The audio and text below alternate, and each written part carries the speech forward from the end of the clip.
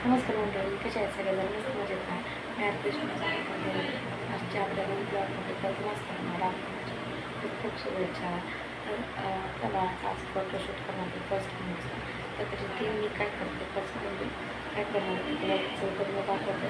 तर मला म्हणजे फर्स्ट मंथचं काय थीम करायचं मला काही सुचत नव्हतं. मग त्या असंच नव्हतं रामनवमीलाच मग काहीतरी वेगळं काहीतरी करा. त्याच्याबद्दल मी मला दाखवते काय काय कसं करते. तर आहे ना, सर्वात प्रथम आहे ना पांढरं जे कापड होतं ते अंथरलं आणि त्याच्यावर आहे ना समस्त फ्लावर्सचं तोरण लावलं आणि जे आपले गहू असतात त्याचं मंदिर तयार केलं माझ्या आईने. आणि नंतर मग आपल्या बाळाचं वन काढलं होतं. खूप सुंदर असं मंदिर काढलं आहे. तुम्हाला कसं वाटलं मंदिर ते मला कमेंट करून नक्की सांगा.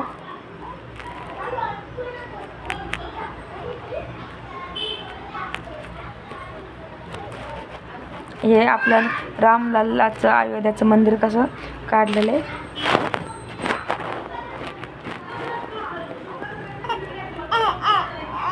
हो. आणि मी ना वरती मुगाचं असं राम काढलं होतं. अशी आपली संपूर्ण थीम अशी आहे. आणि त्याच्यानंतर मग माझ्या आईने त्याला तयार केलं.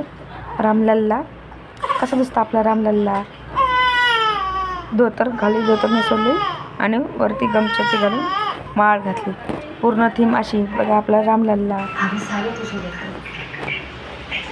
अयोध्याचं मंदिर, रामलल्ला सर्व कसं दिसतं मला कमेंट करून नक्की सांगा. मग त्याचे काही फोटो काढले काही.